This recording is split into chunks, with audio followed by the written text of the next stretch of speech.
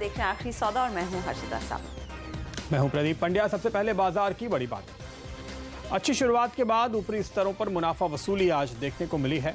खासतौर पे mid cap stocks पे बिकवाली का दबाव ज्यादा दिखाई दिया। शुरुआत में जहां 80% स्टॉक तेजी में थे, इस वक्त हम देख सकते हैं गिरने वाले स्टॉक्स की तादाद ज्यादा है बढ़ने वालों के मुकाबले। और खास तौर पे जो बिकवाली आई है वो है सरकारी बैंक और कैपिटल गुड्स शेयरों पे। ऐसा लगता है कि कल की तेजी के बाद इन शेयरों में आज मुनाफा वसूली देखी जा रही है। तो दरअसल शॉर्ट टर्म ट्रेडर्स शायद निकल रहे हैं और फॉलो अप बाइंग थोड़ी सी कमजोर है। लेकिन वहीं आज ऑटो शेयरों पे नजर है, क्योंकि बिक्री के अच्छे आंकड़े आने के बाद आप देख सकते हैं मारुति, आयशर ऐसे स्टॉक हैं इस सेक्टर के अंदर जो काफी तेजी दिखा रहे हैं। निफ्टी में अगर आज देखें ट्रेडर्स क्या कर रहे हैं, आज भी पुट राइटिंग का रुझान है। 10,000, 10,100 पे खासतौर पे पुट राइटिंग चल रही है। हालांकि बहुत दूर के जो out of the money options हैं उनमें अब ट्रेडर्स थोड़ी मुनाफा वसूली करते हुए पोजीशन काटते हुए नजर आ रहे हैं। जाहिर है कि बाजार अब अपनी एक रेंज तय करने की कोशिश कर रहा है और शायद बहुत ज़्यादा वॉलेटिलिटी की जो आशंका थी वो कहीं पूरी नहीं हो रही। आज थोड़ी वॉलेटिलिटी घटने के संकेत बाजार में दिखाई दिया है। सेंसेक्स निफ्टी पर अगर आप नजर डालें, यहाँ पर बहुत ही सीमित दायरे में ट्रेड बनता हुआ दिखाई दे रहा है। निफ्टी देखिए एक बार इसने 10,100 के लेवल को छुआ और वहाँ पर हम लौट नहीं पाए, हालांकि वहाँ से सिर्फ 20 पॉइंट की ही दूरी है। साथ ही साथ सेंसेक्स की भी चाल आपकी स्क्रीन पर आती हुई ये हल्की सी गिरावट अब दिखाता हुआ करीब 8 पॉइंट का नुकसान देखने को मिला है। ऊपरी लेवल से लगातार मुनाफा वसूली हावी हुई है आज के मार्केट में। मिड कैप इंडेक्स कोशिश कर रहा है लेवल्स को होल्ड करने की, लेकिन अब 36 अंकों की गिरावट बनती दिखाई दे रही है। और अगर आप बैंक निफ्टी देखें वहां पर ज्यादा दबाव देखने को मिला है। कल की पॉलिसी से पहले यहाँ पर ज्यादातर लोग अपनी पोजीशंस को अनवाइंड कर रहे हैं और करीब 87 अंकों की गिरावट पर इनफैक्ट इंडेक्स ट्रेड करता हुआ। तो आज हमारी नजर होगी खासतौर पे कल आने वाली क्रेडिट पॉलिसी पे, जानेंगे एक्सपर्ट्स की राय। इसके अलावा बाजार की क्या उम्मीदें हैं, कोटक एएमसी की लक्ष्मी अय्यर से इस पर होगी खास चर्चा। मजबूत बिक्री आंकड़ों के बाद ऑटो शेयरों में रणनीति कैसी होनी चाहिए ये पूछेंगे। कल आने वाले लुपिन के रिजल्ट पर आवाज का अनुमान लेकर आएंगे। कोचीन शिपयार्ड और एसआईएस के आईपीओ में पैसे लगाएं या बचें, इस पर होगी राय। और साथ ही रोज की तरह अब से कुछ ही देर में क्या लॉन्ग करें और क्या शॉर्ट। 3 बजे निफ्टी कॉल, 3:15 पर बीटीएसटी या एसटीबीटी। और स्टॉक्स पे नजर डाल लेते हैं जहां पर आज ज्यादा हरकत देखने को मिली है। पहली तारीख है इस महीने की और जुलाई के ऑटो की बिक्री आए हैं जहां पर हमने देखा है काफी दमदार प्रदर्शन देखने को मिला है। आयशर मोटर्स 4% ऊपर, एस्कॉर्ट्स हमने देखा है काफी फैंटास्टिक ट्रैक्टर बिक्री के आंकड़े और 4% का उछाल। अशोक लेलैंड ने भी थोड़ा सा सरप्राइज किया, 2% तक की बढ़त इंट्राडे में आज देखने को मिली है। इसके अलावा आप देखेंगे मारुति की ओर से एक बेटर परफॉर्मेंस रहा है। एमएनएम के आंकड़े ठीक रहे हैं, ज्यादा कुछ उत्साहजनक नंबर्स नहीं है, लेकिन स्टॉक 1.5% ऊपर है। और टाटा मोटर्स में भी हमने देखा है आधे % से ज्यादा का मूव इस समय आता हुआ दिखाई दे रहा है। मेटल्स की चमक बरकरार है, आज यहाँ पर हमने देखा अच्छी तेजी बनती हुई। हिंडाल्को इनफैक्ट लीड कर रहा है 2-2.5% ऊपर। मेटल्स में आज जेएसडब्ल्यू स्टील के नतीजे आने वाले, उससे पहले 1% ऊपर। टाटा स्टील जेएसपीएल में कल के मुकाबले थोड़ा सा फीका ट्रेड है, लेकिन आधे % तक का मूव यहाँ पर बनता दिखाई दिया है। लेकिन बैंक्स पर लगा है ब्रेक, खासकर सरकारी बैंक पीएनबी ये पिटता हुआ। यूनियन बैंक में हमने देखा है करीब 3% की गिरावट। OBC, bank of Baroda, state bank of India लगभग 1.5 से 2% के नुकसान के साथ इस समय ट्रेड करते हुए दिखाई दे रहे हैं। लेकिन इंडेक्स जो कोशिश कर रहा था पॉजिटिव टेरिटरी में टिकने की, यहाँ पर देखिए टेक महिंद्रा का एक बड़ा हाथ है। आज नंबर्स के बल पर अच्छी तेजी बनती हुई स्टॉक में 4.5% का उछाल। इंडिया बुल्स हाउसिंग फाइनेंस 42 रुपए ऊपर और बिंदो, बीपीसीएल, अदानी पोर्ट से दूसरे काउंटर्स हैं जहां पर आज हमने खरीदारी के सौदे आते देखे हैं। नतीजों के लिहाज से आज देखिए मैरिको ने बहुत निराश किया है, करीब 3% का नुकसान इस समय। सेंचुरी प्लाई करीब 4% टूटा है उन नंबर्स पर। और पीसी ज्वेलर जहां पर मार्जिन हिट दिखाई दिया है, करीब 1.5% का नुकसान देखने को मिल रहा है। और आइए चार्ट्स पे नजर डालते हैं। आज जिस सेक्टर पे हमारी नजर है, हमने आपको शुरुआत में ही कहा कि पीएसयू बैंकिंग वो सेगमेंट है जहां पर हम दबाव बढ़ते हुए देख रहे हैं। और ये आपके सामने पीएसयू बैंक निफ्टी है। ये आर्ली चार्ट है और यहाँ पर जो खास देखने वाली बात है कि ये कल का ट्रेड यहाँ से शुरू होता है। तो कल के शुरुआत में हमने एक रेंज में कारोबार देखा और दोपहर बाद अचानक से खबर आई एसबीआई ने सेविंग बैंक के रेट काटे और वो देखिए 1 घंटे के अंदर ये जो तेजी बनी, उसके बाद बाजार बंद भी ऊपर ही हुए, दिन के हाईस पे बंद हुए। अब आज शुरुआत में हमने इस लेवल से भी थोड़ा ऊपर जाने की कोशिश की और वहीं से करेक्शन शुरू हो गया। सारे रेड कैंडल हैं, आप देख लीजिए, एक भी कैंडल हरी नहीं है, यानी हर घंटे हम नया लो बना रहे हैं पीएसयू बैंकिंग में। लेकिन दरअसल ये जो कल की तेजी थी इसको हम डिस्काउंट करने की कोशिश कर रहे हैं, यहाँ से मुनाफा वसूली देखने को मिल रही है। जो short term trader, momentum traders घुसे थे वो निकल रहे हैं ऐसा लगता है, और इस वजह से ये गिरावट फिलहाल आ रही है। पीएसयू बैंकिंग पे अगर आपका व्यू बहुत ही छोटा, एक आधे डेढ़ दिन का हो, तो जाहिर है कि ऊपर आपने मुनाफा वसूल कर ही लिया होगा, ऐसी उम्मीद है। लेकिन अगर आपका व्यू थोड़ा सा पोजिशनल है, तो हमें यहाँ पे नजर आ रहा है कि 3620 इस पीएसयू इंडेक्स पे वो लेवल है जहाँ तक ये आ सकता है। तो यहाँ पर वो कहीं लेवल है जहाँ पर आकर के बाजार के टिकने की आप उम्मीद कर सकते हैं। लेकिन अगर आप ओवरऑल देखें कि पीएसयू बैंकिंग में ये जो हाल के दिनों की रिकवरी आई है वो काफ़ी भरोसे के काबिल लगती है। ये अब आपके सामने मंथली चार्ट्स हैं, और ये जो आप कैंडल देख रहे हैं बड़ी, यहाँ पर ये कल की क्लोजिंग, तो ये जुलाई का महीना है, और इसमें आपने करीब 20% का मूवमेंट पीएसयू बैंक इंडेक्स में देखा है निचले स्तरों से। इस तरह का मूवमेंट अगर आप देखें तो इसके पहले आपको जब ये बॉटम बना रहा था पीएसयू बैंक इंडेक्स सारे एनपीएस की खराबी के बाद, तो कहीं वहां देखने को मिला था। उसके बाद पहली बार इस तरह की सॉलिड बाइंग देखी गई है।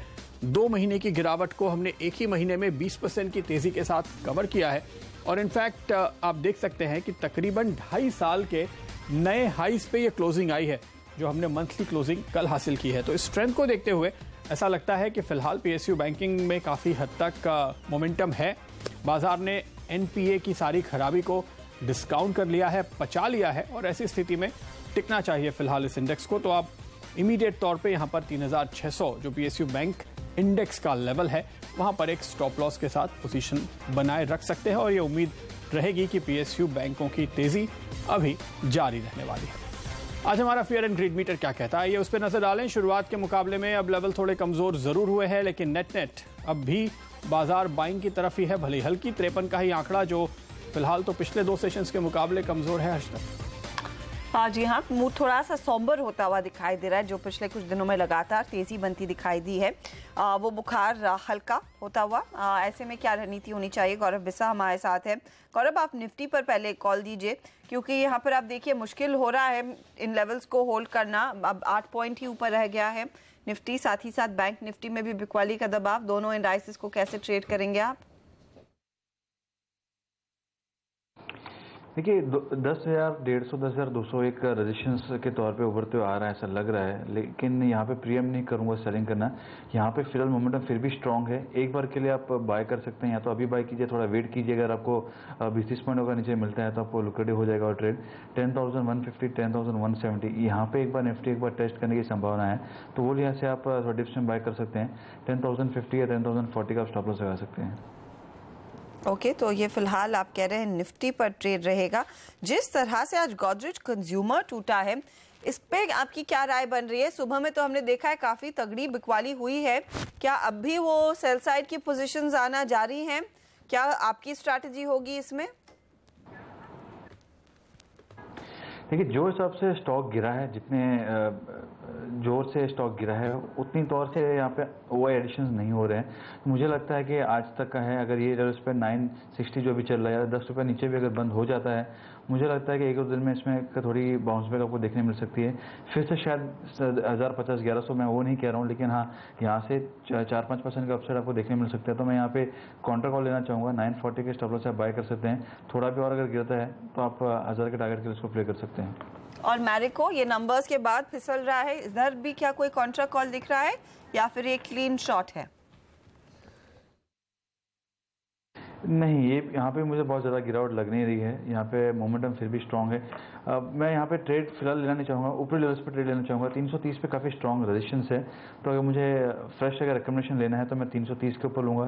स्टॉप लॉस 326 का होगा, ऊपर में 340 के लेवल देखने मिल सकते हैं। यहाँ पे फिलहाल मैं नहीं कहूँगा, लेकिन हाँ मैं ये ज़रूर कहूँगा कि यहाँ पे आपको 320-318 के नीचे थोड़ा डिफिकल्ट लग रहा है जाना, तो आप यहाँ पे शॉर्ट्स अगर किसी के पास हो तो एग्जिट कर देना चाहिए।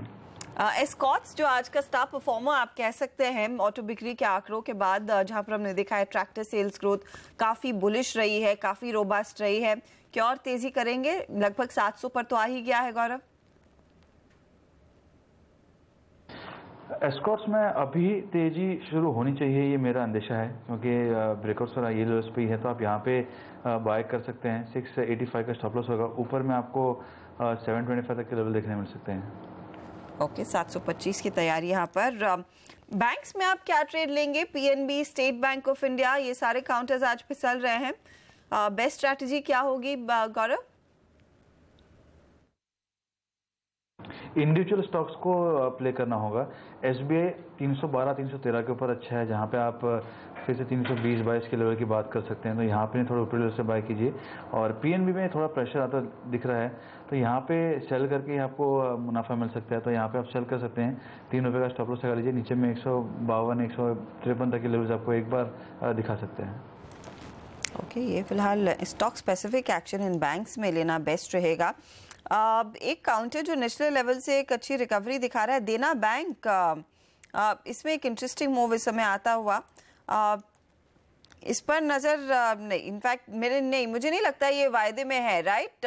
इसमें ट्रेड नहीं होता है, लेकिन डीसीबी में एक्शन बन रहा है, इस पर आप अपनी राय दीजिए, क्योंकि ये काउंटर भी करीब 1-1.5% ऊपर है और ओपन इंटरेस्ट एडिशन अब धीरे धीरे करके बढ़ता हुआ।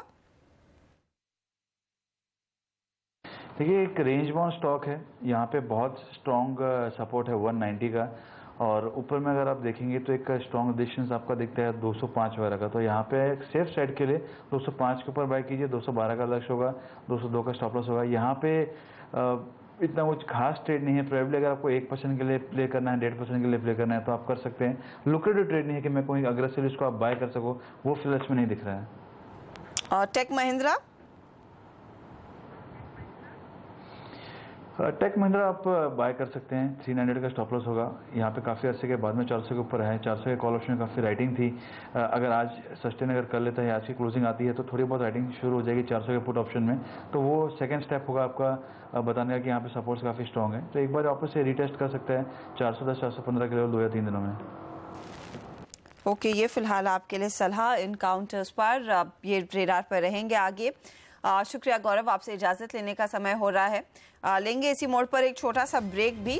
निफ्टी एकदम फ्लैट है, सिर्फ 7 पॉइंट ऊपर और 7 पॉइंट की गिरावट पर सेंसेक्स कारोबार करता हुआ। हम लेंगे एक ब्रेक। आगे ऑफ कोर्स हमारे साथ कुछ और जानकार जुड़ेंगे, उनकी राय लेंगे बाजार पर, बात करेंगे साथ ही 2 IPOs पर, क्या आपकी ट्रेडिंग, क्या आपने पोजीशन लेनी चाहिए इन काउंटर्स में, अप्लाई करना चाहिए या नहीं, और साथ ही पावर ग्रेड JSW स्टील के नंबर्स अभी भी एक्सपेक्टेड है, इस पर भी एक चेक लेंगे। हमारे साथ जुड़ेंगे दलजीत सिंह कोहली और rajatkepost.com के रजत पोस्ट।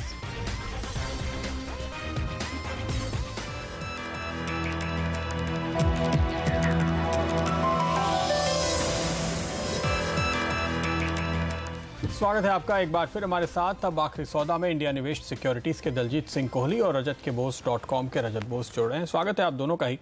कोहली साहब, आज का जो इंटरेस्टिंग स्टॉक है टेक महिंद्रा, नतीजे अच्छे दिख रहे थे, हमने ही रिपोर्ट किया कि नतीजे अच्छे हैं।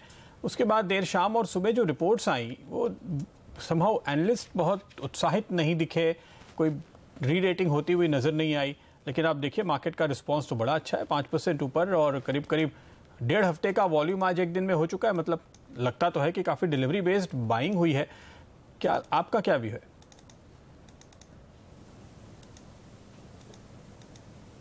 देखिए, स्टॉक पे हमारा पॉजिटिव व्यू है टेक महिंद्रा पे। आई थिंक हमारा टारगेट कुछ 465 के अराउंड है। वो इसलिए पॉजिटिव व्यू है बिकॉज ये काफ़ी कंसोलिडेशन कर चुके हैं, और पिछले जो इन्होंने 2-3 इनऑर्गेनिक एक्विजिशंस किए थे, वो सब का बेनिफिट इनको मिलने लगा है। जो आपने कहा कि मार्केट का रिएक्शन बहुत ज़्यादा पॉजिटिव या उत्साहित नहीं है, उसका कारण मेरे को लगता है कि ये है कि अभी हमें जो IT सेक्टर में एज सच कोई बहुत बड़ी तेज़ी या एक ट्रेंड रिवर्सल नहीं दिख रहा है। जितनी भी बातचीत क्लाइंटों से होती है या जो भी कंपनियों से बात हो रही है, तो उसमें यही निकल के आ रहा है कि सब लोग केवल उतना काम कर रहे हैं जितना कि ज़रूरी है। तो नया काम या फिर नए एवेन्यूज़ ढूंढना वो मुश्किल हो रहा है। प्लस बार्गेनिंग बहुत बढ़ती जा रही है कस्टमर्स की तरफ से, कंसोलिडेशन हो रहा है वेंडर्स का। तो ये सब चीज़ों की वजह से अभी ऐसा कॉल लेना कि किसी भी IT कंपनी को बहुत बड़ा फ़ायदा आगे चल के मिलने वाला है, मुझे लगता है कि शायद जल्दी होगी। ये भी बात सही है कि जो पिछले 1-1.5 साल में बुरा हाल था, शायद वो अभी स्टेबलाइज हो गया है।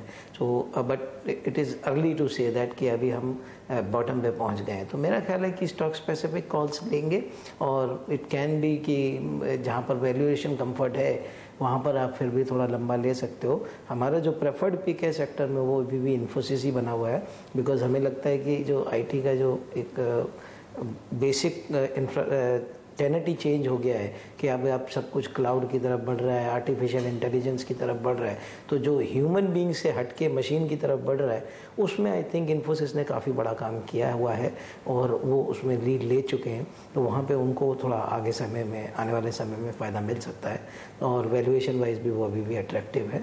तो हमारा प्रेफर्ड पिक वो है। मिड कैप में अगर आप कहेंगे तो टेक महिंद्रा पे होल्ड रेटिंग है हमारी, टारगेट 465 या ऐसा कुछ है। ओके, ये टेक महिंद्रा और बेसिकली टेक्नोलॉजी स्पेस पर कॉल है, लेकिन आज के जो आउट परफॉर्मर्स हैं वो ऑटो कंपनियां हैं, जहां पर हमने देखा है मारुति, टाटा मोटर्स, इन सब में अच्छी तेजी बनती हुई दिखाई दे रही है। लेकिन एस्कॉर्ट्स पर स्पेशली मैं आपकी राय लेना चाहूंगी, क्योंकि अगर आप इनके ट्रैक्टर की बिक्री के आंकड़े देखें जिसमें हमने देखा है 30% से ज्यादा की ग्रोथ देखने को मिली है, और M&M से कंपेयर करें तो एक आउटलायर साबित हो रहा है एस्कॉर्ट्स, यानी कि यहाँ पर ज्यादा बेहतर प्रदर्शन देखने को मिला है। अब दोनों कंपनियों के मैनेजमेंट में कोहली साहब ये कहा है कि अच्छा मॉनसून का फायदा मिलेगा, लेकिन आपको क्या लग रहा है विनर क्या एस्कॉर्ट्स ही रहेगा ट्रैक्टर बिक्री के लिहाज से, और इस स्टॉक पर आप दाव लगाएंगे एज अगेंस्ट एन M&M?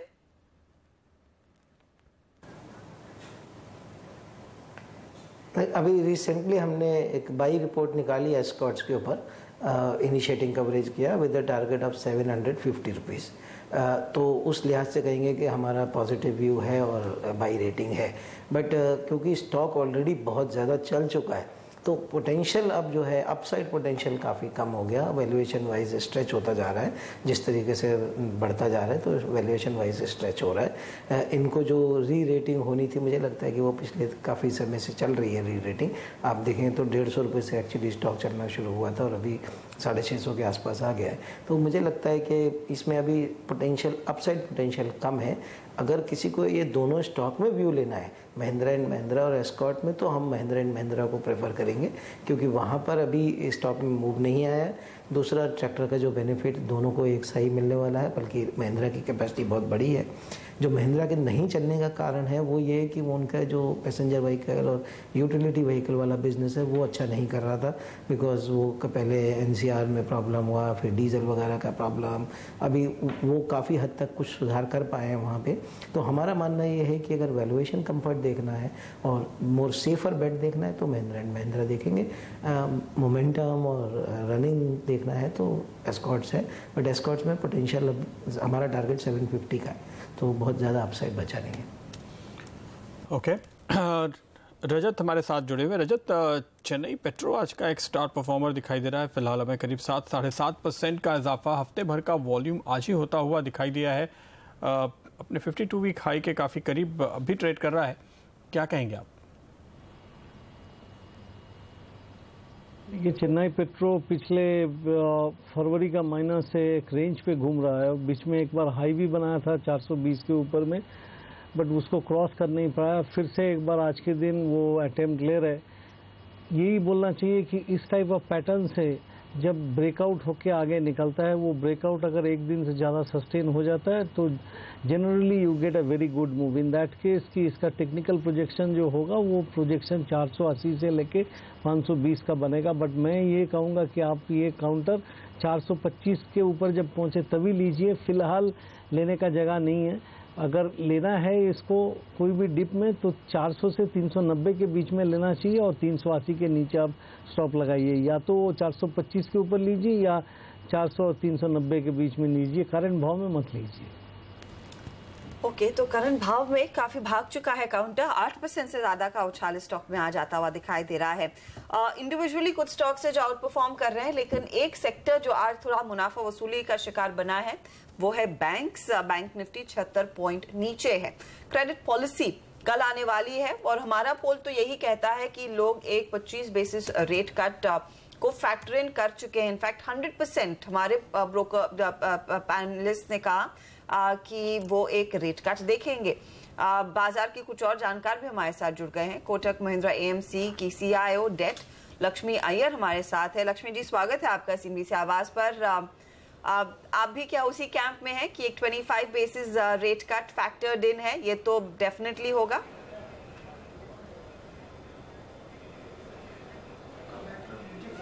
जी, मैं सहमत हूँ कंसेंसस व्यू से। हमें लग रहा है कि 25 बेसिस पॉइंट रेट शायद कट सकता है कल की पॉलिसी में, और क्योंकि मार्केट को इसका अनुमान काफ़ी टाइम से अंदाज़ा लगा हुआ था, ये प्राइजेस में या फिर यील्ड्स में अगर आप देखो काफ़ी हद तक हमारे हिसाब से ऑलरेडी फैक्टर्ड इन है। ओके, तो आप कह रही हैं कि अगर 0.5% रेट कट हुआ तो शायद मार्केट पे असर आएगा। अगर 0.25% ही हुआ, 25 बेसिस पॉइंट ही हुआ, तो बॉन्ड मार्केट कोई रिएक्शन नहीं देगा?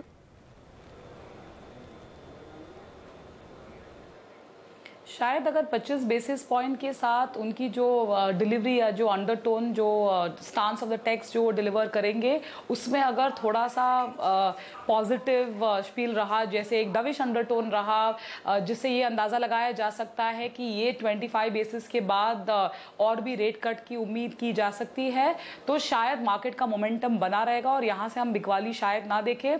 50 बेसिस पॉइंट डेफिनेटली सोने पे सुहागा रहेगा। 6.45 के आसपास आज की तारीख में 10 साल का बॉन्ड ट्रेड हो रहा है, गवर्नमेंट सिक्योरिटी। हमारे हिसाब से 15-20 बेसिस पॉइंट की तेजी हो सकती है, बट जैसे मैंने आपको कहा 25 बेसिस पॉइंट के साथ वो जो डिलीवरी क्या होती है वो काफ़ी अहम चीज़ होगी जो मार्केट्स मॉनिटर करेगी।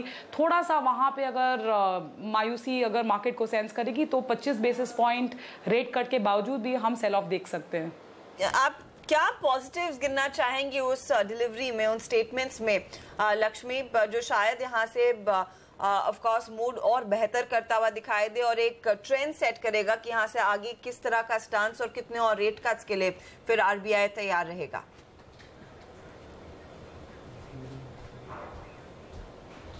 एक तो जैसे मैंने आपको कहा, पहला तो जो है जो आरबीआई का इन्फ्लेशन टारगेट है, काफ़ी हम सबको पता है, मार्केट प्लेयर्स को ये जो है थोड़ा बहुत बेस इफेक्ट के चलते हैं जो वेयर आउट हो जाएगा आते हुए 3-4 महीने में, तो ये ड्यूरेबिलिटी जो है उस पर क्या आरबीआई नज़रअंदाज करके आगे की देखेगा? नंबर 1 वो शायद हम स्टांस या जो टेक्स्ट में हम ढूंढने की कोशिश करेंगे।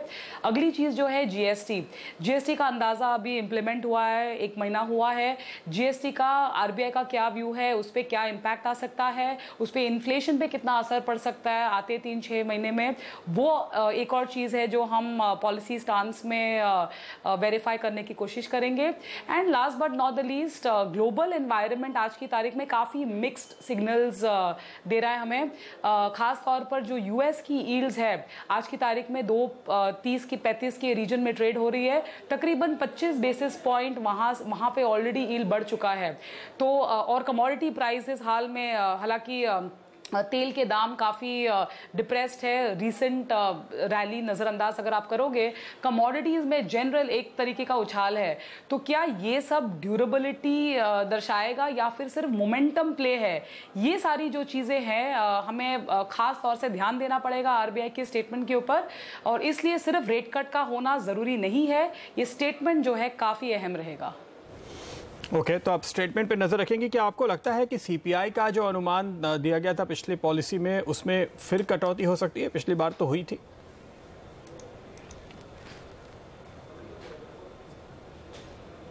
नहीं, हमें लग रहा है कि जो पिछली बार उन्होंने कटौती की थी वो काफ़ी जो हाई बैंड से था काफ़ी लो बैंड तक आ चुके हैं ऑलरेडी, और उसके चलते जैसे मैंने आपको बताया पिछली पॉलिसी से जो हम कल की पॉलिसी में जा रहे हैं, तेल के दाम तकरीबन फ्लैटिश है, मामूली सा उछाल है। कमोडिटी प्राइसेस ब्रॉडली वहाँ पे अगर स्मॉल जैसे बेस मेटल्स वगैरह में थोड़ा बहुत उछाल नज़र आ रहा है, तो यहाँ से फर्दर ये जो सीपीआई का जो इन्फ्लेशन टारगेट है वहाँ पे हमको कटौती दिखती नहीं है। ओके, जाहिर है कि लक्ष्मी नज़र फिर इस बात पे होगी कि ट्रांसमिशन कैसा होगा। आपने जैसे कि कहा कि 25 बेसिस पॉइंट ही कट हुआ तो शायद डेट मार्केट तो बहुत उत्साहित ना हो, लेकिन क्या आपको लगता है कि बैंक्स इसको पास ऑन करेंगे? खासतौर पे जब हमने देखा है पिछले 2 दिनों में देश के 2 बड़े बैंक्स ने अपने सेविंग बैंक के रेट घटा दिए हैं, तो कहीं ना कहीं मॉनेटरी ट्रांसमिशन अच्छा होने की उम्मीद आपको दिखती है इस बार?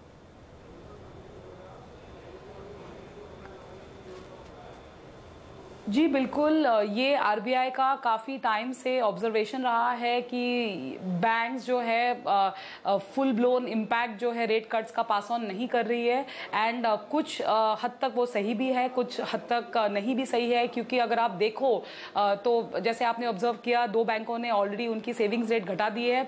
अगली चीज़ जो अगर आप ध्यान करोगे, लिक्विडिटी जो है बैंकिंग सिस्टम में काफ़ी हद तक ज़्यादा, इनफैक्ट अगर हमने आज देखा ये जो market stabilization scheme finance ministry ने अनाउंस किया है, जिसके तहत जो लिक्विडिटी आ रही है सिस्टम में वो धीमे धीमे सकआउट होता जाएगा।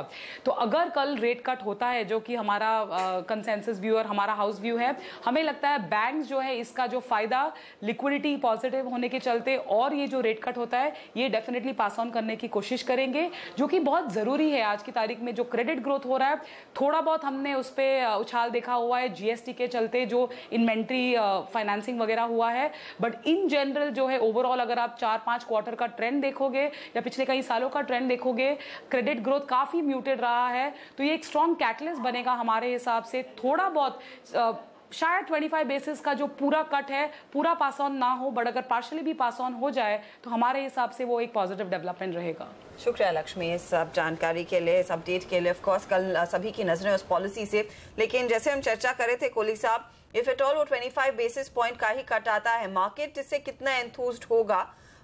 लक्ष्मी ने कहा डेट मार्केट में ज्यादा उत्साह शायद ना देखने को मिले, लेकिन स्टॉक मार्केट्स क्या स्थिति देखने को मिल सकती है?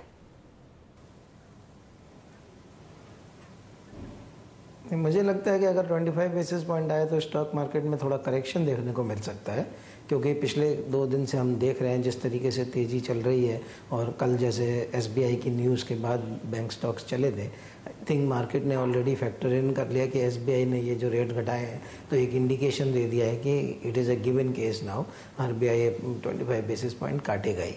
तो वो तो पॉलिसी में जाने से पहले अगर हम इस तरीके की उम्मीद से जा रहे हैं और फिर वहाँ पे नेगेटिव सरप्राइज आया तो थोड़ा रिएक्शन मिल सकता है।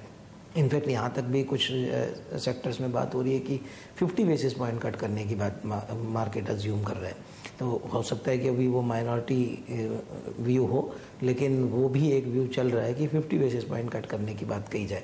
अगर वो नहीं हुआ तो भी मार्केट में से अभी मार्केट वैसे भी ऊपर है इतना कि वहाँ पर कोई भी एक नेगेटिव व्यू चाहिए जिससे कि थोड़ा करेक्शन आए, थोड़ा जो लोगों को मौका मिलेगा अपने स्टॉक्स को हल्का करने का, थोड़ा ट्रेड करने का। तो आई थिंक ये एक कारण बन सकता है उसकी वजह से। रजत, इनफैक्ट रजत से मैं कॉल लेने वाली थी कि फिर वो बैंक निफ्टी में किस तरह का ट्रेड लेकर जाना चाहेंगे आज के थोड़े से कूल ऑफ के बाद? देखिए, अभी भी मैं एक चीज़ कहना चाहूँगा कि 24,650 ये एक बहुत अहम स्तर है। एटलीस्ट इन माय अंडरस्टैंडिंग, मेरी जो राय है वो ये है कि ये लेवल जब तक नहीं टूटता है, ऐसे भी आज के दिन ऑलमोस्ट ख़त्म होने वाला है, तो ये पिछले 4 दिन का लो रहेगा 24,651, और 24,650 का जो स्तर मैं बता रहा हूँ वो ऐसे भी जब ऊपरी तरफ की प्रोजेक्शन कर रहा था नीचे से तो वो लेवल आ रहा था। जब तक वो नहीं टूटता है तब तक कोई बड़ा खतरा पैदा नहीं होता है। और ऐसा कुछ काउंटर्स में आपको कुछ प्रॉफिट बुकिंग देखने को मिल सकता है, जैसे कि आईसीआईसीआई है और येस बैंक है, इवन स्टेट बैंक में भी कुछ प्रॉफिट टेकिंग हो सकता है। और कुछ काउंटर्स जैसा देना बैंक है उसमें मुझको लगता है कि ऊपर की तरफ मूवमेंट होने की ज़्यादा गुंजाइश है। तो मिक्स्ड रिएक्शंस, मिक्स्ड रिस्पॉन्सेस, और पॉलिसी अभी तो फिलहाल कल दोपहर को आएगा, इसलिए कल के दिन बैंक निफ्टी या कोई पीएसयू बैंक या प्राइवेट बैंक में बड़ा पोजीशन मत लेके चलिए, क्योंकि कुछ भी हो लोग 100% सर्टेन है कि 25 बेसिस पॉइंट काट होगा। फिर भी आरबीआई की पॉलिसी है बड़ा पोजीशन नहीं रखे तो बेहतर है, क्योंकि रिस्क बहुत ज़्यादा हो जाता है। कोई नेगेटिव, जो दलजीत सिंह कोहली साहब ने कहा है वो मैं भी मानता हूँ कि कोई भी नेगेटिव सरप्राइज होने से मैग्नीफाइड रिस्पांस मिल सकता है, जिसमें कि 24,650 टूट सकता है। ऊपर में 25,300 सस्टेन करके ऊपर चले तो तब ऊपर ही जाएगा। ओके, उर्जित पटेल क्या चौंकाएंगे, कोई झटका देंगे बाजार को, ये देखना होगा। लेकिन फिलहाल हम देखते हैं कुछ और स्टॉक्स। मेरे ख्याल से निफ्टी कॉल लेने का वक्त काफ़ी करीब आ गया, थोड़ा सा टाइम है, तो इस वक्त में क्या ट्रेंड पर एक व्यू कोहली साहब आप देंगे? देखिए 65% मुनाफा बढ़ गया और उसका इम्पैक्ट आज आप देख ही रहे हैं, बहुत ही तगड़े वॉल्यूम के साथ चला है।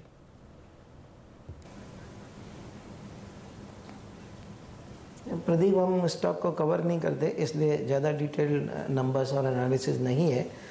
लेकिन अगर कंजम्पशन स्पेस में कोई स्टॉक जिस पे first the top of the mind awareness जिसको बोलते हैं, सबसे पहले जिसका नाम आता है, तो आई थिंक उसमें ट्रेंड आता है। पेडिग्री है, पहले इतने सालों में बहुत अच्छा काम किया है, बहुत ज़्यादा अनाप शनाप ग्रोथ, अनाप शनाप एक्सपेंशन नहीं करते हैं, तो वो सब पॉजिटिव्स इनके साथ हैं।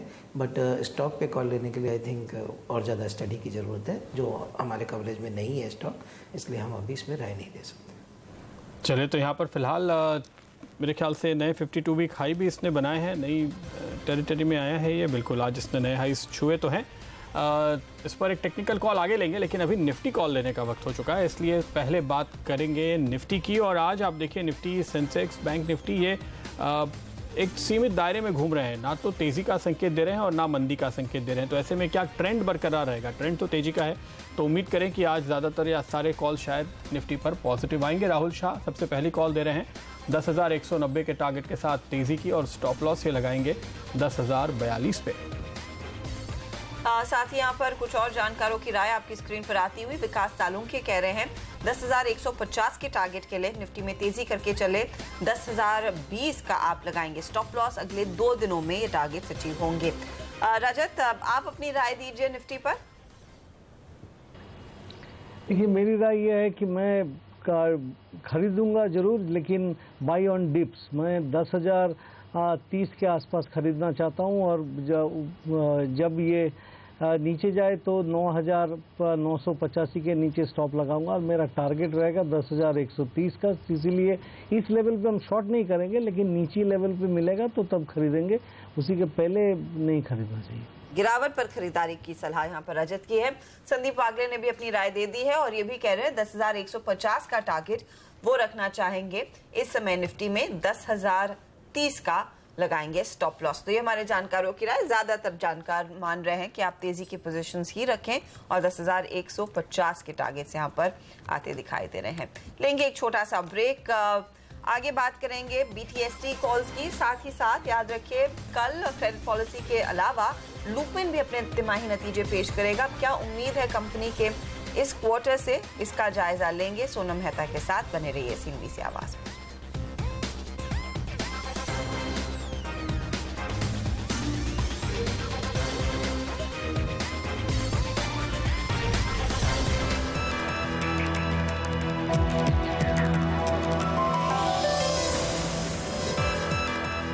बाजार में तो हम देख रहे हैं बहुत ही सीमित दायरे में कारोबार है। इनफैक्ट निचले लेवल से रिकवरी आना शुरू हो रही है। निफ्टी आपकी स्क्रीन पर लेकर आते हैं 24 अंक ऊपर, अब 10,100 के पार निकला है।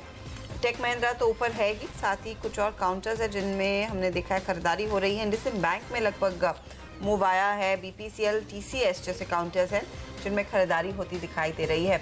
अब फोकस करते हैं कल के बड़े इवेंट्स पर। ब्रेक से पहले हमने बात की क्रेडिट पॉलिसी की, लेकिन कल दिग्गज फार्मा कंपनी लुपिन भी अपने नतीजे पेश करेगी। याद रखिए, डॉक्टर रेड्डीज के नतीजे बहुत ही खराब थे और उसके बाद पूरे सेक्टर की हालत दबाव में थी। लुपिन से क्या एक्सपेक्टेड है? सोनम मेहता हमारे साथ है। सोनम, क्या डॉक्टर रेड्डीज का रिपीट परफॉर्मेंस होगा या फिर कुछ बेहतर कर सकता है लुपिन? लुपिन से इतने भी खराब नतीजों की उम्मीद नहीं, लेकिन हाँ कमजोर जरूर रहेंगे आंकड़े, क्योंकि यूएस मार्केट पर डिपेंडेंसी लुपिन की भी काफी ज्यादा है। यूएस मार्केट में हर एक फार्मा कंपनी को प्राइसिंग प्रेशर और कंपटीशन का सामना करना पड़ रहा है, और लुपिन को भी ये दिक्कत हो रही है। हमारे अनुमान के मुताबिक यूएस मार्केट में लुपिन का लगभग 18 से 20% का फॉल दिखाई देगा, और ये प्राइसिंग प्रेशर और कंपटीशन की वजह से ही आता हुआ दिखाई देगा। इंडिया मार्केट्स में एक डबल डिजिट ग्रोथ की एक्सपेक्टेशन जरूर है, 10 से 15% का जंप आ सकता है, लेकिन जीएसटी के कारण यहां पर भी एक डीस्टॉकिंग हुआ है, और इसके कारण कुछ दबाव इंडिया मार्केट पे पड़ सकता है। जापान मार्केट का परफॉर्मेंस जबरदस्त रह सकता है, 30% से ज्यादा की बढ़ोतरी का अनुमान लगाया जा रहा है। मार्जिन्स के फ्रंट पे आपको दबाव देखने को मिलेगा R&D स्पेंड्स में बढ़ोतरी के कारण, और साथ ही यूएस मार्केट में प्राइसिंग प्रेशर का सामना करने के कारण, और मुनाफे के आंकड़े पर हाई इंटरेस्ट रेट का दबाव पड़ता हुआ दिखाई देगा, और साथ ही हाई टैक्स का दबाव पड़ता हुआ दिखाई देगा, जहां पे माना जा रहा है कि इस बार टैक्स रेट जो होंगे वो काफी बढ़ेंगे, और इसका दबाव लुपिन के आंकड़ों पर दिखाई देगा। बल्कि मुनाफे को लेकर स्ट्रीट काफी डिवाइडेड है, जहां पर उनका मानना है कि 30 से 50% की गिरावट मुनाफे में आ सकती है। ओके 30 से 50% यहाँ पर आप देखिए, लेकिन अगर बाजार पे नजर डालें रिएक्शन कैसा है आज? ये नए लोज ही बनाता हुआ दिखाई दे रहा है। लुपिन का चार्ट या आप दिन का देखिए, दिन के लोज पे है। हफ्ते का चार्ट देखिए, हफ्ते के भी लोज पे नजर आएगा। और अगर आप पिछले महीने का 3 महीने का भी चार्ट देखेंगे तो आपको यही ट्रेंड दिखाई देगा कि ये लगातार लोज ही बना रहा है। तो इसका ट्रेंड कहीं से भी बदलता हुआ नजर नहीं आ रहा। लुपिन की बात कर रहे हैं हम, लुपिन का चार्ट देखिए। और इस स्टॉक पे रजत, पहले आपकी राय लेना चाहेंगे क्योंकि जो ये इसका ट्रेंड है उस पर आप क्या कहेंगे? देखिए, लुपिन आप वीकली, मंथली और 3 महीने का चार्ट भी देखें, बट मैं आपको एक स्टैटिस्टिक्स बताना चाहूँगा। 31 जुलाई 2014 उस महीना में 1014 का लो था। अभी वो रीच करने में ज़्यादा दूरी नहीं है। और अगर अगस्त 2014 से नापेंगे तो इसका 3 साल का लो अभी बन चुका है आज के दिन। तो जो स्टॉक पिछले 4-5 हफ्ता में एक बार रिकवरी अटेम्प्ट लेके वो रिकवरी अटेम्प्ट फेल करके फिर से आज के दिन नया लो बना रहे, उसमें खास कोई उम्मीद रखना नहीं चाहिए। हो सकता है कल के दिन एक बार एक लो बना के थोड़ा सा ऊपर फिर चलने का चेष्टा करेगा, लेकिन for me it's a sell on rally is kind of a stock. इसका डाउन ट्रेंड अभी खत्म होने की कोई सिग्नल नहीं आ रहा है। और ये जो 2-3 हफ्ता पहले जो फेलियर स्विंग दिखाया ना, ये काफ़ी वीकनेस पैदा कर दिया है ये चार्ट पे। तो इसीलिए इसमें जब भी ऊपर चले तो निकल के कोई दूसरी सेक्टर चुन लीजिए जहाँ पे वॉलेटिलिटी या नीचे की तरफ मूवमेंट की पॉसिबिलिटी कर रहे हैं कि क्या ऐसे स्टॉक में एंट्री ले लें, इस लेवल पर एंट्री ले लें? क्या सस्ता हो गया है क्या? कोहली साहब, क्या लगता है आपको? यहाँ से भी अगर कोई अभी एंट्री लेता है तो 10 से 20% गिरावट का खतरा बरकरार है। जल्दबाजी ना करें, ये कहेंगे आप?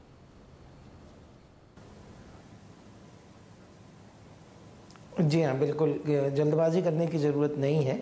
मुझे लगता है कि अभी इनको 1-2 क्वार्टर कम से कम और लगेंगे वापस नॉर्मलाइज ट्रेंड में आने में। जो भी लुपिन के लिए अच्छी खबरें शायद या बड़े जो प्रोडक्ट पाइपलाइन में है वो सब 19 में जाकर के कुछ आएंगे। तो आई थिंक अभी समय है आपके पास। तो अभी ऐसा नहीं है कि गिर गया स्टॉक इसलिए आज ही हमें ख़रीदना है। हालांकि वैल्यूएशन वाइज बहुत अट्रैक्टिव हो गया। अभी आज की डेट में 15 टाइम के आसपास होगा। कुछ FY18 के नंबर्स में 65 रुपीज़ 70 रुपीज़ की अर्निंग है, तो 15 टाइम्स पे मिल रहा है आपको। बट ये 65-70 की अर्निंग अगर 50 रुपीज़ रह गई तो ऑटोमेटिकली आपका वैल्यूएशन का कोई मतलब नहीं रहता है। मुझे लगता है कि इनके लिए ट्रिगर पॉइंट्स जो है वो भी दूर हैं। FY19 में कुछ इनके बड़े अप्रूवल्स आने हैं, उसके लिए वेट करना चाहिए। इस बीच एक खबर आ रही है दिल्ली से। अरविंद पानगड़िया जो नीति आयोग के उपाध्यक्ष थे, इन्होंने इस्तीफा दे दिया है या देने की तैयारी में है। ये सूत्रों के हवाले से एक्सक्लूसिव खबर लेकर आए हैं हमारे ब्यूरो चीफ लक्ष्मण रॉय। लक्ष्मण, बताइए क्या खबर है और क्या वजह? देखिए, अब से कुछ देर पहले मैंने सूत्रों के हवाले से खबर दी थी जरूर कि इस्तीफा दे सकते हैं, लेकिन अब हमें ये खबर की पुख्ता जानकारी मिली है। औपचारिक पुष्टि खुद अरविंद पानगड़िया जो कि नीति आयोग उपाध्यक्ष हैं अभी, उन्होंने की है। उन्होंने कहा कि हम इस महीने के आखिर तक ही अब नीति आयोग उपाध्यक्ष हैं, यानी नीति आयोग उपाध्यक्ष पद से अरविंद पानगड़िया ने इस्तीफा दे दिया है। इस्तीफा देने की जो सबसे बड़ी और एकमात्र वजह बताई जा रही है वो ये कि उनको जो कोलंबिया यूनिवर्सिटी में पढ़ाते थे, उनके पढ़ाने की जो समय सीमा छुट्टी ली थी, वो छुट्टी की म्याद 31 अगस्त को खत्म हो रही है। और अगर सितंबर के पहले हफ्ते में उनका क्लास तो वहां से शुरू होना है। तो इस वजह से सितंबर के पहले हफ्ते में हर हाल में उनको जाके कोलंबिया यूनिवर्सिटी में ज्वाइन करना होगा। 31 अगस्त तक कार्यकाल में रहेंगे। 31 अगस्त के बाद वो नीति आयोग उपाध्यक्ष नहीं रहेंगे। 2 महीने पहले ही इन्होंने प्रधानमंत्री को इसको सूचना दे दी थी। प्रधानमंत्री हालांकि नहीं चाहते थे कि वो उपाध्यक्ष पद से हटे। वहां पे उन्होंने कहा कि आप अपनी छुट्टी को एक्सटेंड कर लीजिए, लेकिन छुट्टी एक्सटेंड करना संभव नहीं हो रहा था। उन्होंने यहाँ नीति आयोग उपाध्यक्ष पद से इस्तीफा देना बेहतर समझा, क्योंकि वहां पे जो है वहां पे उनको पढ़ाने का ज्यादा शौक था और वहां पढ़ाने वाले जो हमारी जिम्मेदारी है उसको आगे कंटिन्यू करे। तो अब एक लाइन की खबर ये कह सकते हैं कि नीति आयोग के उपाध्यक्ष अब 31 अगस्त के बाद पानगड़िया नहीं रहेंगे और नीति आयोग उपाध्यक्ष 31 सितंबर से आप किसी नए शख्स को देख सकते हैं। नया नाम क्या होगा इसकी चर्चा अभी शुरू नहीं हुई है। बिल्कुल, और हाल के दिनों में काफी बोल्ड स्टेप्स लिए गए हैं सरकार की ओर से नीति आयोग की सिफारिश के ऊपर। जैसे कि हमने देखा एयर इंडिया की प्राइवेटाइजेशन का बहुत बड़ा कदम है लक्ष्मण, जो जिसकी सिफारिश नीति आयोग की ओर से हुई थी। तो क्या कोई बदलाव दिख सकता है नीति आयोग के रुख में पानगड़िया साहब के जाने की वजह से? देखिए, हालांकि अरविंद पानगड़िया जैसे शख्स जो काफी माने जाते थे, काफी बड़े और भारत के एक तरह से बहुत बड़े अर्थशास्त्री माने जाते थे, और वो यहाँ से नीति आयोग उपाध्यक्ष पद से छोड़ के जाएंगे तो जाहिर तौर पे एक जो इनका जो योगदान था, योगदान तो कंटिन्यू नहीं रहेगा। लेकिन इस पिछले अपने कार्यकाल में इन्होंने काफी कई सारे बड़े सिफारिशें की हैं, जो बड़े सरकार के एजेंडे थे, जो बड़ी सरकार की जिम्मेदारियां थी, उसको उन्होंने निभाया है और उस पर अपनी सिफारिशें दी हैं। अब आगे के जो संबंधित मंत्रालय हैं, जैसे एयर इंडिया है तो विनिवेश एविएशन मंत्रालय को करना है, बीमार कंपनियों को बेचने की बात है तो वहां पे विनिवेश विभाग संबंधित मंत्रालय को काम करना है। इस तरह के काम वो करके जा चुके हैं, अपनी तरफ सिफारिशें दे चुके हैं। तो एक रोड मैप इन्होंने कई महत्वपूर्ण मुद्दों पर एक रोड मैप तैयार कर दिया है, रोड मैप सरकार के सामने रख दिया है। रोड मैप पे आगे काम करने की जिम्मेदारी संबंधित मंत्रालय की होगी। यहाँ इनकी जिम्मेदारी वाकई खत्म तो हो जाती है, लेकिन अगर यहाँ पे रहते नीति आयोग उपाध्यक्ष के पद पर तो शायद और भी कई सारे काम जो बचे हुए हैं उनको कर पाते हैं।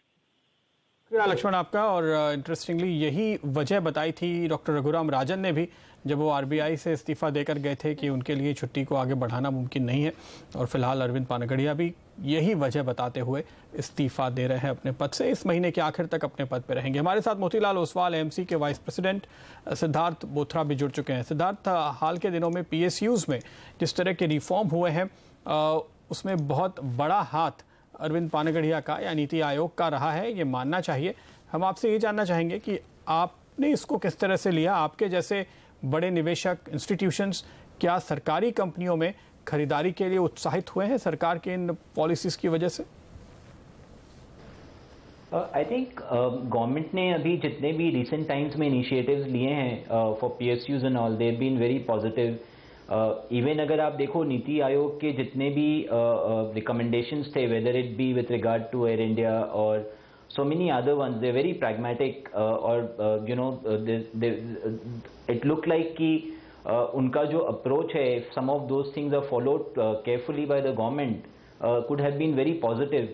तो actually it's a bit surprising because ये post ऐसा था कि it looked like it would be a very long term post where you know he stays for 5 years, 6 years, only then lot of the things he's trying would have been you know, the implementation was the key thing and he had needed to be there. So to an extent very surprised to hear if what you are saying is true. इसी स्थिति में क्या इस पूरे stance पर question mark आएगा कि यहाँ से आगे क्या होगा इन सरकारी बैंकों का या फिर पीएसयूज का? बाय लार्ज जहां पर बड़े पैमाने पर विनिवेश रीस्ट्रक्चरिंग की बात होती हुई दिखाई दे रही थी, एज एन इन्वेस्टमेंट कॉल क्या डिसीजंस आप बदलेंगे अपने, अगर यहाँ पर पैसे लगाया हुआ है या फिर लगाना चाहते थे? सिद्धार्थ, आई डोंट थिंक वैसा कुछ ग्रेव सिचुएशन है। I'm sure to an extent that you know government ने इनको यहाँ लाया था तो the government wanted some you know radical changes here. The government wanted someone who would be you know taking to reforms in a serious way. So while we are you know surprised or you know if he were to go away, he was doing a good job. But I'm sure sooner or later someone else you know will come in. You know whoever replaces him will carry on the work that he's done and it will not be like कि completely कोई different you know take हो उनका.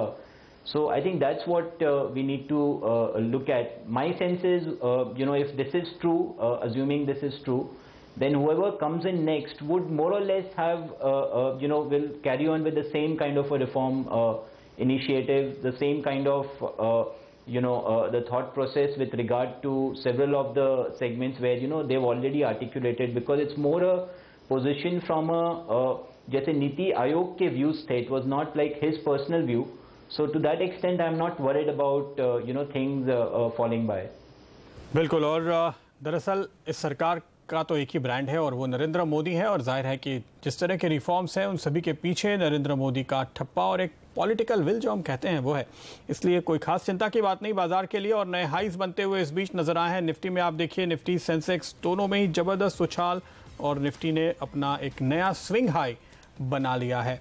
लेकिन Nifty की बात थोड़ी देर के बाद, क्योंकि अभी BTST या STBT कौन से हैं आज के कॉल्स, ये जान लेते हैं। अपने एक्सपर्ट्स की राय आज क्या आ रही है। हेमंत कपाड़िया, सबसे पहले BTST या STBT बाई कॉल है।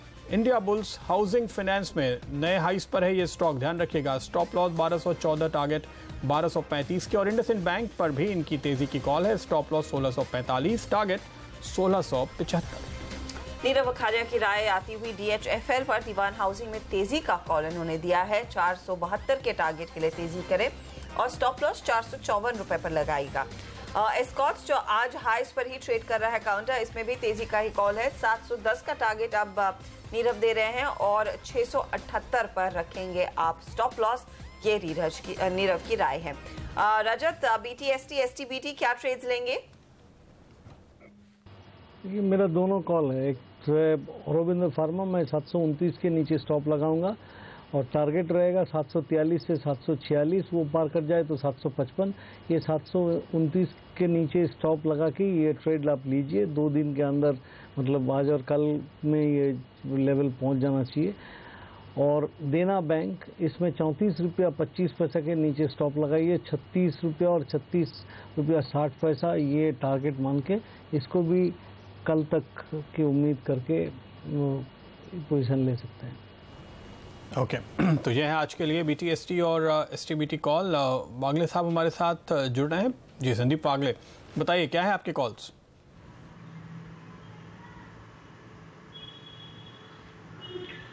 आफ्टरनून प्रदीप, मेरे दोनों बाय कॉल है। BTST है, पहला है हीरो मोटोकॉर्प जो बाय करके चले, 3723 का स्टॉप लॉस होगा, 3790 का टारगेट होगा।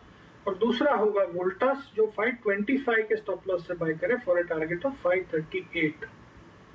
ओके तो तेजी के कॉल यहाँ पर वागले साहब की तरफ से भी फिलहाल आते हुए नजर आ रहे हैं, लेकिन इस बीच निफ्टी की तरफ वापस लौटे और वहाँ 10,122 ये लेवल फिलहाल आपको दिखाई देगा। 45-50 पॉइंट ऊपर निफ्टी बैंक भी काफ़ी तेज़ी से रिकवर हुआ है और 45 पॉइंट ऊपर आ चुका है। यही वजह है बाजार की रिकवरी के पीछे बैंक्स जो कमजोर थे वो मजबूत हुए हैं। जी हाँ, यहाँ पर एक तगड़ा मूव आता हुआ। इनफैक्ट सिद्धार्थ, हम बैंक्स पर पहले भी चर्चा कर रहे थे और कल की पॉलिसी से पहले आपका अनुमान क्या है? किस तरह का एक्शन आप उम्मीद कर रहे हैं RBI लेगा?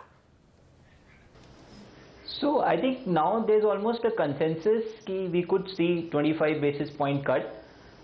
Our sense is कि एक जो नया view develop हो रहा है कि it could be more aggressive, we could see 50 basis point cut and so on, and people are becoming optimistic for that.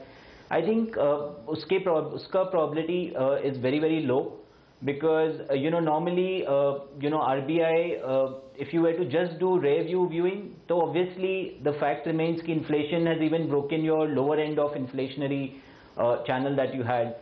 But next 6 months बहुत सारे uncertainties हैं. The one big uncertainty is what is the impact of GST, especially on the informal side of the economy, because what we are hearing is that raw material pressure is building up, and because of that we could see some surprises on the inflation.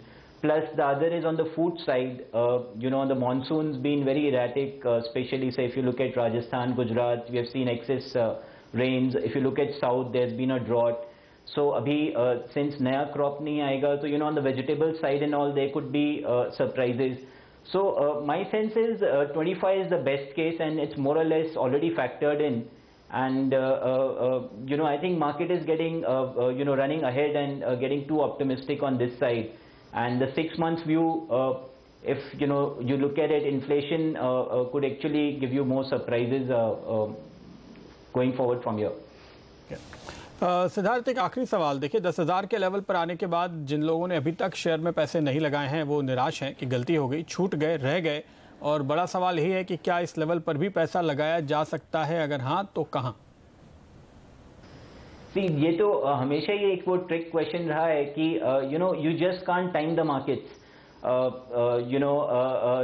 हमने पहले भी जब भी बात किया है उसमें यही आया है कि while market looks की नियर टर्म में थोड़ा एक्सटेंडेड हो गया है and near term it looks a bit expensive, you cannot take you have to take a market view today with a 3-year perspective. अगर आप 3 साल का व्यू वैसा पर्सपेक्टिव लेके इन्वेस्टमेंट व्यू लेके आए तभी आपको आना चाहिए, because otherwise the market has rallied so much it can always correct 5-10%, and your overall story of 3 years would not change because of that. But जो investors short term perspectives से आएंगे, they could get impacted, or they will have a negative surprise if they don't have a long term view. So just to summarize, my sense is only if you have a long term view you should invest now. Otherwise I think in the near term market looks a bit extended, looks like a bit overvalued. Quickly Siddharth, जिस तरह का माहौल हम पहले भी चर्चा कर रहे थे कि रेट्स कुछ और कटने के चांसेस हैं, ऐसे में क्या इंटरेस्ट सेंसिटिव्स की तरफ एलोकेशन बढ़ता दिखाई दे सकता है फंड्स का? No, I think we have already seen. So, मैं आपको वही कह रहा था. I think more or less it's there in the prices today. I think market has more or less, there is a belief that you will see a 25 basis point cut, and I think there will be a very small minority who's expecting कि बहुत ज़्यादा cut आए या who would be thinking much ahead of that. So I think more or less it's already priced in. And purely from this perspective, you may not see much more opportunity, just from the rate angle, if that was your question. तो उससे ज़्यादा मुझे अब यहाँ से opportunity नहीं दिखता. मुझे लगता है जो cut आना है या अगर कल आता है 25 basis point, it's there in the prices right now and it's been factored in because almost 90% consensus है कि कल we will see this kind of a cut. शुक्रिया सिद्धार्थ आपका हमारे साथ जुड़ने के लिए। और फिलहाल बाजार तो इंडेक्स नए रिकॉर्ड लेवल्स पर है। इस बीच नज़र डालें हम प्राइमरी मार्केट पे भी, जहाँ काफ़ी हद तक एक्टिविटी चल रही है इस समय, और दो इश्यूज़ कोहली साहब खुले हुए हैं, कोचिन शिपयार्ड और SIS। क्या रिकमेंडेशन दे रहे हैं आप?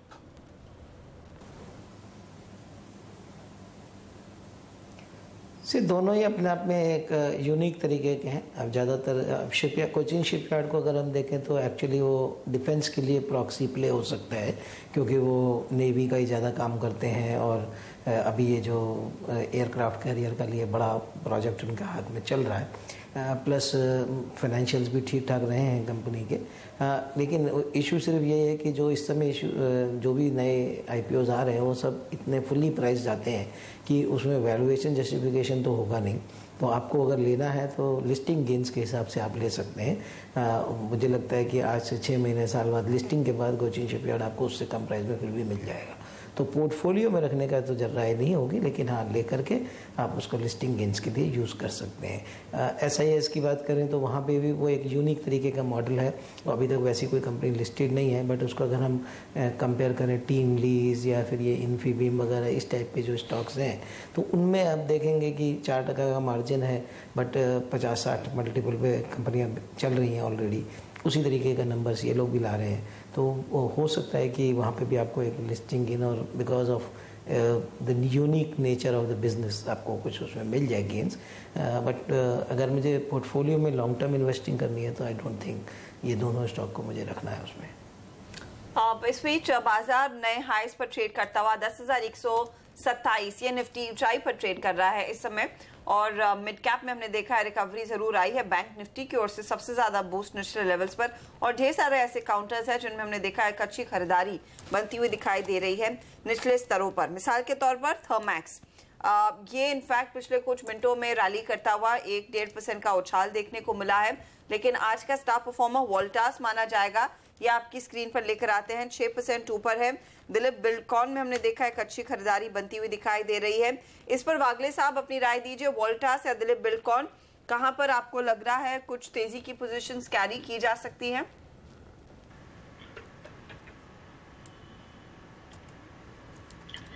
हर्षदा, वोल्टास में मैंने BTST दिया है, तो ऑब्वियसली मुझे व्यू पॉजिटिव है और मुझे लगता है कि ये पोजिशनल कॉल भी अच्छा बनता है।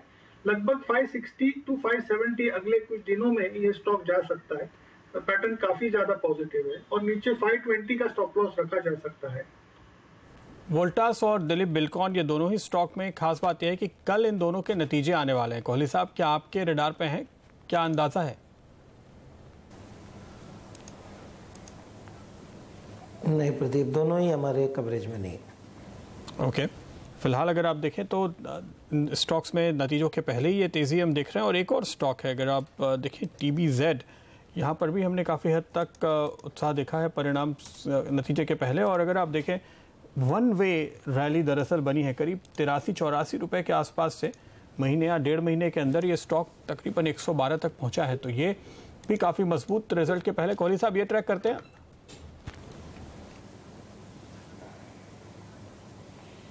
नहीं, इंसिडेंटली ये भी नहीं ट्रैक करते हम लोग। रजत, TBZ के चार्ट क्या कहते हैं? नतीजे के पहले प्रॉफिट बुक करके जाएंगे या बने रहेंगे?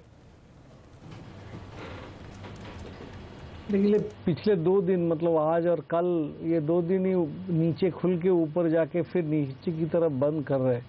तो जिसके पास में मुनाफा है, मतलब आप जो कहा है कि 84-85 का लेवल से अगर उसी के आसपास में मान लीजिए कि 90-95 से भी लेके आए तो उनको एक बार प्रॉफिट बुकिंग कर लेना चाहिए, क्योंकि ऊपर में लेवल सस्टेन नहीं होता है। लेकिन यही व्यू जो हम दे रहे हैं कि ऊपर की लेवल सस्टेन नहीं हो रहा है, 116 के ऊपर जाके सस्टेन कर जाएगा तो माना जाएगा कि वो वीकनेस इसमें और नहीं रहा।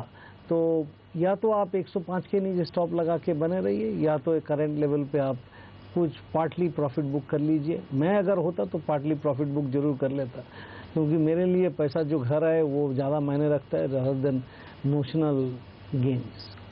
आने चाहिए। हालांकि हमने अभी पीसी ज्वेलर्स के मैनेजमेंट से बात की इसी कार्यक्रम में और ज़बरदस्त तेज़ी वहाँ दिखी है, काफ़ी ज़बरदस्त बाइंग हुई है।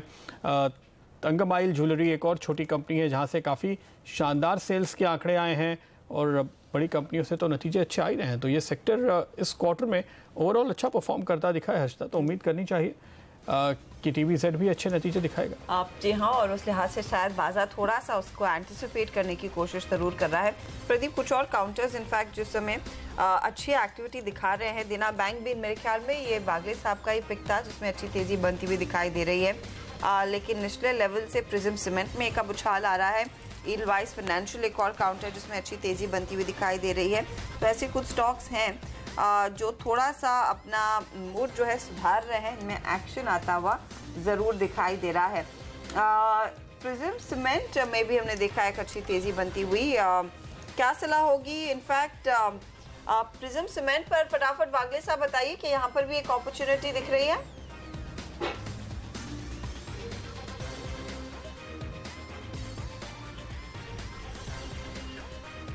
व्यू तो पॉजिटिव है। पैटर्न वाइज अगर आप इमीडिएटली बात करें तो मुझे लगता है 127-128 तक की ट्रेडिंग अपसाइड दिखती है, जो अगले कुछ दिनों में आ सकती है। बड़ी मूव 130 के ऊपर ही होगी, तो उसकी मैं फिलहाल बात नहीं करूंगा। अभी अगर लेते हैं 2 से ₹2.5 या ₹3 का स्टॉप लॉस और ₹6 अपसाइड, ये प्ले होना चाहिए। ओके, और अब आखिरी मिनटों में हम आ चुके हैं। मिड कैप इंडेक्स तो नुकसान के साथ बंद होगा, लेकिन सेंसेक्स, निफ्टी और निफ्टी बैंक पॉजिटिव बंद हो रहे हैं। हालांकि 3 में से 2 स्टॉक नीचे हैं। मार्केट ब्रेथ इतनी अच्छी नहीं है, लेकिन ओवरऑल बाजार का मूड अच्छा। नए रिकॉर्ड लेवल्स पर क्लोजिंग होती हुई नजर आएगी निफ्टी के लिए और निफ्टी बैंक के लिए भी। तो ये फिलहाल काफ़ी अच्छे संकेत हैं हमारे सामने कि 10,000 के ऊपर 5वें दिन निफ्टी क्लोज होगा। निफ्टी बैंक 25,000 के ऊपर लगातार दूसरे दिन और नए हाइज बनाते हुए क्लोज हो रहा है। आखिरी मिनटों में कुछ स्टॉक्स जहां पर हलचल दिखी, हपटाउन, SPML infra, IB real, shoppers stop, देना बैंक, ये कुछ स्टॉक्स हैं जिन पर आपको नजर रखनी चाहिए, जहां आज लोगों ने जाते जाते आखिरी कुछ सेकेंड्स में खरीदारी की है और माल लेकर गए, ऐसा लगता है। तो ये है वो स्टॉक्स। लेकिन निफ्टी 10,120, प्रोविजनल क्लोजिंग 32,612, सेंसेक्स और 25,150।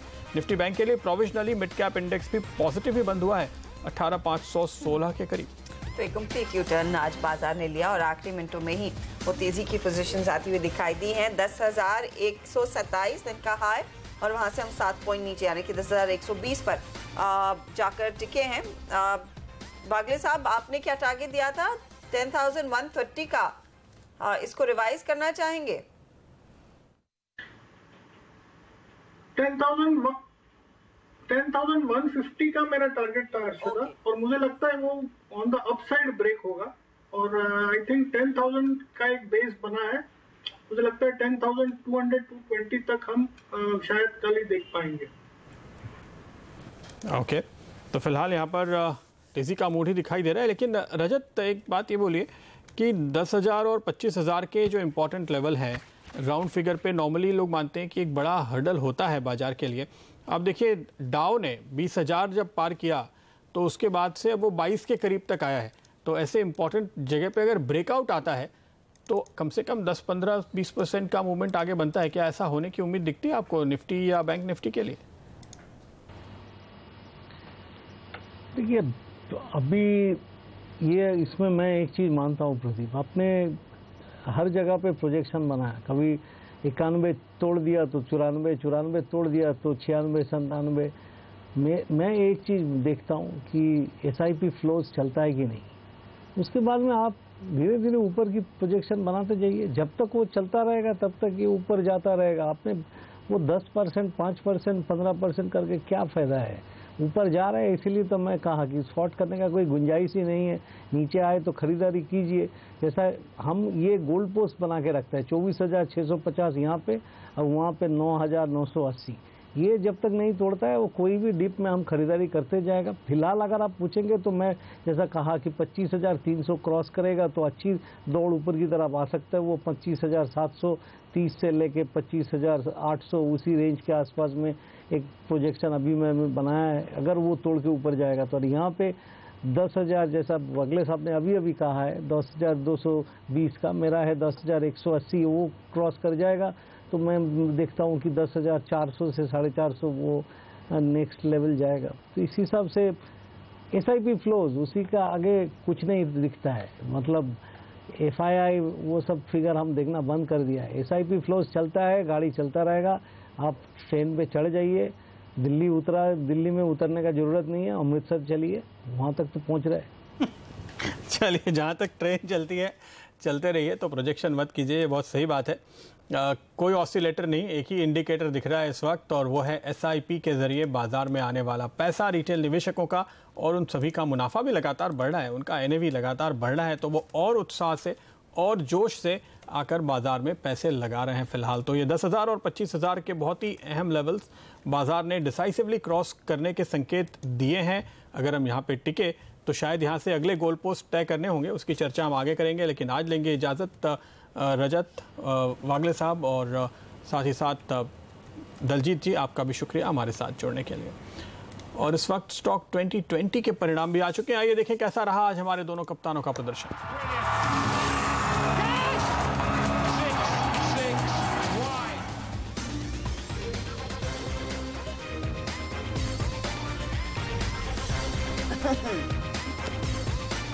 वाओ, ये तो बिल्कुल टाई है। फोटो फिनिश में नीरज ने बाजी मारी है, लेकिन तो आइए देखते हैं पहले नीरज के ही कौन से थे वो स्टार परफॉर्मर आज के। और यहाँ मैन ऑफ द मैच तो गार्डन सिल्क नजर आ रहा है, क्योंकि सरकार ने स्पेसिफाई किया कि साड़ियों पे 5% ही GST लगेगा। पूरा फायदा टेक महिंद्रा नतीजों के बाद खरीदारी और साथ ही रेलिगेयर और शक्ति पंप्स। ये थे नीरज के शानदार बल्लेबाज। हेमंत की टीम में नजर डालते हैं, और यहाँ देखिए V2 retail, spice jet, TBZ और गुडरिक, इन पर दाव लगाया हेमंत।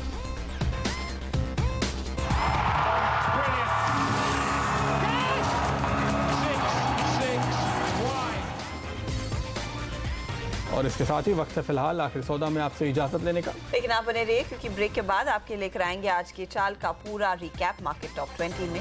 नमस्कार।